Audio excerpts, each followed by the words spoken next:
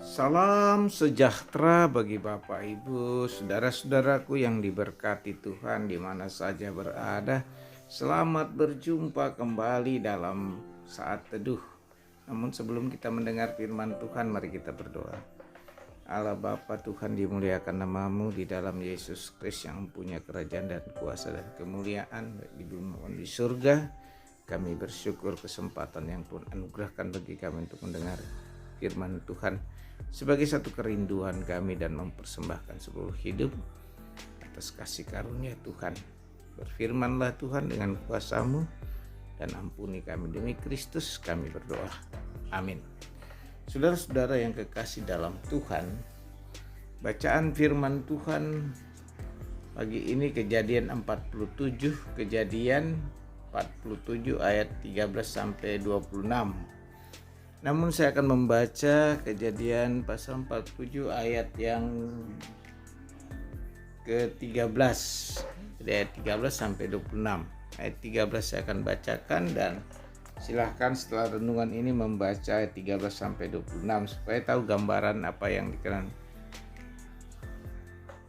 firman Tuhan. Di seluruh negeri itu tidak ada makanan sebab kelaparan itu sangat lebat, sehingga seisi tanah Mesir dan tanah Kanaan lemah lesu karena kelaparan itu. Amin. Nah, saudara-saudara yang kekasih, tema kita tidak memanfaatkan keadaan. Tidak memanfaatkan keadaan. Saudara-saudara, biasanya situasi gawat, susah, biasanya orang memanfaatkan keadaan sesuai dengan kepentingan diri sendiri atau kepentingan kelompok atau golongan, sehingga mencari kesempatan dalam keadaan. Nah, sebetulnya tema kita tidak memanfaatkan keadaan. Tentu ini hanyalah bisa terjadi bagi orang-orang yang berhikmat di dalam Tuhan atau takut akan Tuhan. Tidak memanfaatkan keadaan itu berdasar pada ketaatan. Standar hidup kita adalah taat dan setia kepada Tuhan. Ini yang harus kita miliki dulu. Apa yang dimiliki dirasakan oleh Yusuf dalam keadaan tanah Mesir dan tanah Kanaan yang berada dalam kelaparan. Ia bertindak dengan sikap hati-hati. Namun demikian, ia mengumpulkan uang kepada dari orang Mesir dan tanah Kanaan. Lalu dia mengatur perekonomian dengan sedemikian dan semua dapat jalan dengan baik. Saudara-saudara, mari kita melihatnya dalam sisi positif, yaitu tidak memanfaatkan keadaan untuk kepentingan diri sendiri atau keadaan atau kelompok atau keluarga dan sebagainya. Nah, oleh karena itu kita perlu sebagai orang percaya memahami apa yang dilakukan Yusuf dengan tindakan dan sikap hidup, terus mengatur perekonomian.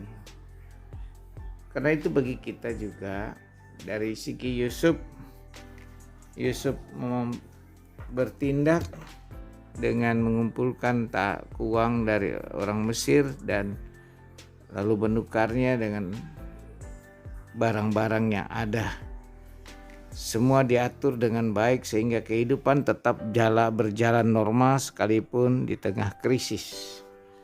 Nah, saudara-saudara, bagaimana dengan kita? Terkadang situasi seperti itu dimanfaatkan dengan tidak sewajarnya. Yang satu diuntungkan sedangkan yang lain dirugikan. Dan inilah yang perlu menjadi perhatian kita. Tidak memanfaatkan keadaan ini berbicara pada ketaatan, pada landasan hidup yang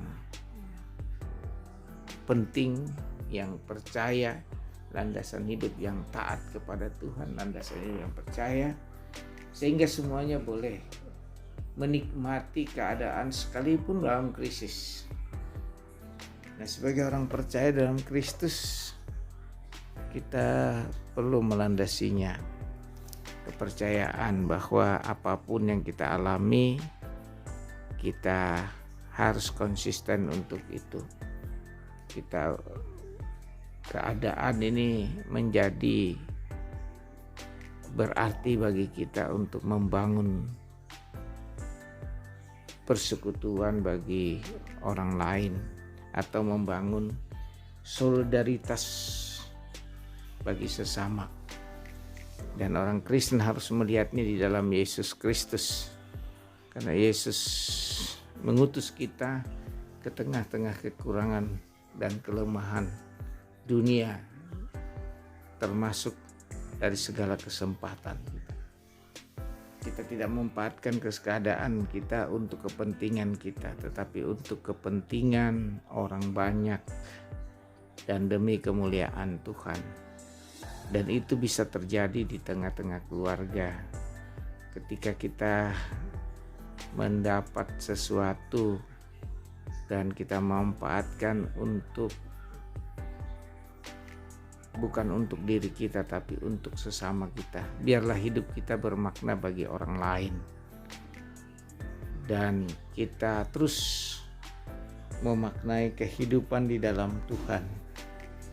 Nah, sebagaimana dalam 1 Korintus, janganlah seorang mencari keuntungannya sendiri, tetapi hendaklah tiap-tiap orang mencari keuntungan orang lain. Karena itu hidup dalam hikmat Tuhan akan mampu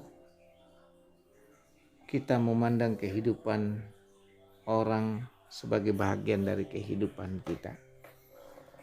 Mari saudara-saudara, ketika keluarga kita berada di tengah-tengah masyarakat, di tengah-tengah tetangga kita tidak memanfaatkan keadaan untuk kepentingan keluarga kita, tetapi untuk di sekitar kita.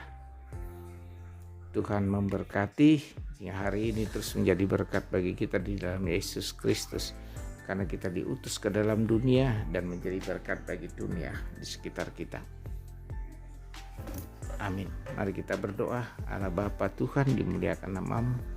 Tuntunlah kami dengan kuasa Roh Kudus sehingga kami tidak memanfaatkan keadaan untuk kepentingan kehidupan pribadi, keluarga dan jemaat, tetapi untuk kepentingan bagi masyarakat banyak, kemaslahatan orang banyak yang kami pikirkan di dalam Kristus. Pakailah kami penuh hikmat dan takut akan Tuhan. Demi Kristus Yesus kami berdoa, amin. Segala puji dan hormat hanya bagimu. Terima kasih, amin. Terimalah berkat Tuhan. Tuhan memberkati engkau dan melindungi engkau. Tuhan menyinari engkau dengan wajahnya dan memberi engkau kasih karunia. Tuhan menghadapkan wajahnya kepadamu dan memberi engkau damai sejahtera. Haleluya, amin.